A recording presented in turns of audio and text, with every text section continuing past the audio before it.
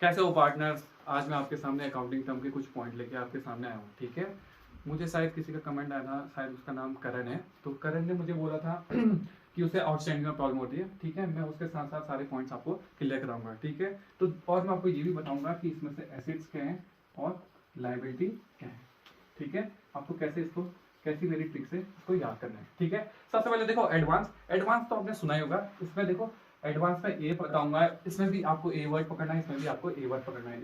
इसकी एक ट्रिक है, अपने बारे में सोचना है। ठीक है, अपने बारे में देखो। एडवांस का मतलब होता है आपको पहले ही पैसे रिसीव हो जाए। सपोज करो मुझे 2 लाख रुपए रिसीव हो जाए, 2 लाख रुपए मुझे कोई एडवांस दे दे, तो मैं हमेशा मेरे पास हेडेक बना रहेगा कि मैंने उसका काम करना है जिसने मुझे 2 लाख रुपए दे रखे हैं। तो मैं रात भर सो नहीं पाऊंगा कि मतलब मुझे पैसे रिसीव हो गए और मैंने उसका काम करना है, मैंने उसका काम करना है। जब भी आप सो नहीं पाओगे या आपके पास हेडेक बना रहेगा, तो ये कहलाएगी आपकी लायबिलिटी। जब आप सो नहीं पाओगे तो ये आपकी क्या बन जाएगी? लायबिलिटी। जब आप चैन की नहीं सोगे तो वो बनेगी तुम्हारी एसेट। इसका मतलब नेक्स्ट पॉइंट है एक्रूड। एक्रूड का मतलब होता है कि ड्यू बट नॉट रिसीव। इसका मतलब है कि सपोज करो कि मैंने किसी कंपनी में काम करना है, तो मैंने 30 दिन काम कर दिया है, अब मुझे सैलरी मिलना बाकी है। इसका मतलब मुझे सैलरी मिली नहीं है, तो मैं चैन की नहीं सोऊंगा कि मुझे सैलरी मिल जाएगी, मतलब आज नहीं तो कल मिलेगी। तो इसका मतलब एक्रूड क्या होगा? हमारी एसेट कहलाएगी।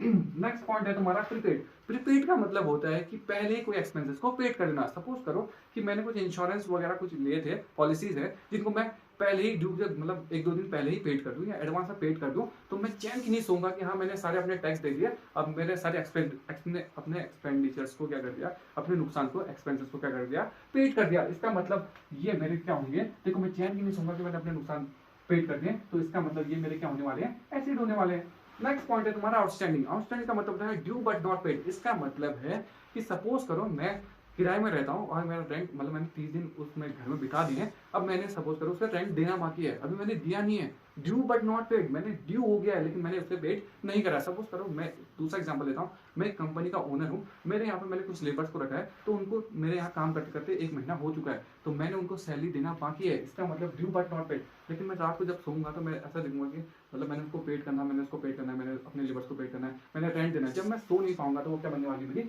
लायबिलिटी। इसका मतलब ये मेरी लायबिलिटी बनेगी। इन चारों पॉइंट में जो भी चीज आपकी एसेट्स होंगी वो डेबिट में लिखने हैं और जो लायबिलिटी होंगी वो टू में लिखने हैं। ये दोनों पॉइंट देखो, होने के लिए प्रीपेड और एडवांस एक ही जैसा होता है, लेकिन प्रीपेड और एडवांस में भी थोड़ा सा डिफरेंस होता है। होने के लिए एक्रूड और आउटस्टैंडिंग एक ही होता है। ये दोनों भी क्या है? एक ही जैसे पॉइंट है, लेकिन थोड़े बहुत कंफ्यूजिंग है। ठीक है, इसमें अपने बारे में सोचना है और इसमें आउटसाइडर के बारे में सोचना है। नेक्स्ट पॉइंट है तुम्हारा डेप्रिसिएशन। डेप्रिसिएशन का मतलब होता है जब किसी टेंजिबल एसेट्स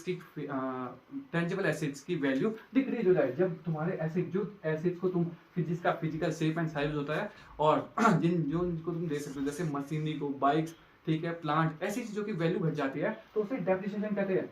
एमोटाइजेशन का मतलब होता है जब इंटेंजिबल एसेट्स की वैल्यू घट जाए। जैसे इंटेंजिबल एसेट्स में आते हैं गुडविल, पेटेंट, कॉपीराइट और ट्रेडमार्क। इनकी अगर वैल्यू घट जाती है तो उसे एमोटाइजेशन कहते हैं।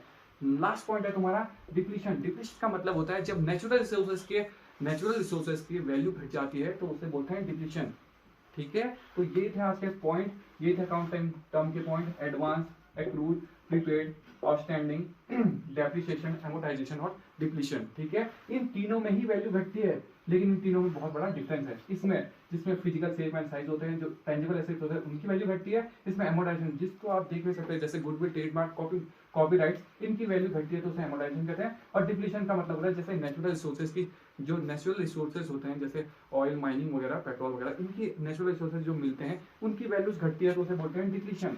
ठीक है, ये 3 पॉइंट इंपॉर्टेंट है। आई होप करण आपको ये वीडियो पसंद आएगी। ठीक है, अगर आपको कोई भी टर्म में कोई प्रॉब्लम हो तो मैं अपनी ट्रिक से आपको बताऊंगा। ठीक है, एक्सप्लेन करूंगा। तब तक के लिए थैंक यू। कमेंट करते रहें।